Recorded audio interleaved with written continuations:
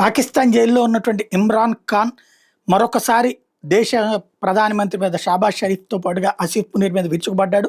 సైనిక బలంతో వ్యవస్థలన్నీ నాశనం చేస్తున్నాడు అంటున్నాడు. జైల్లో తనతో దారుణంగా వ్యవహరిస్తున్నారని విమర్శించాడు. తనని ఒంటరిగా ఉంచారని, కనీస సదుపాయాలు కూడా కనిపించడం లేదని వాపోయాడు. ఎక్స్ వేదికగా పాక్ ఆర్మీ చీఫ్ మీద మాజీ ప్రధాని నిప్పులు జరిగాడు.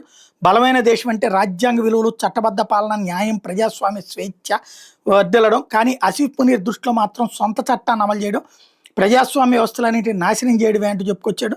ప్రజల మద్దతు, వాళ్ళ అంగీకారం లేకుండా ఏ దేశం కూడా బలోపేతం కాదు. అసీం చట్టం పేరుతో అకృత్యాలకు పాల్పడుతూ ప్రజాస్వామ్యాన్ని పునాదుల్ని బలహీనపరుస్తున్నాడు. జైల్లో నన్ను పూర్తిగా ఒంటరిగా ఉంచారు. ఇలా రాజకీయ బాధితులు చేయడం పాక్ చరిత్రలో ఎప్పుడూ లేదు.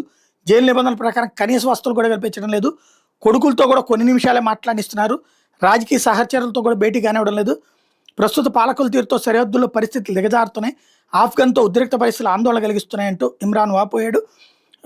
మరోవైపున ఇమ్రాన్ సన్నిహితుడు జుల్ఫీ బుజారి జైలు అధికారులు అత్యంత దారుణంగా వ్యవహరిస్తున్నారని తను కూడా చెప్పుకొచ్చాడు. బుష్రా బీబీని 6 గంటలకు పైగా జైలు బయట వేచి ఉండేలా చేశారని, ఇమ్రాన్తో భేటీ కాకుండా చూస్తున్నారంటూ విమర్శించుకొచ్చాడు.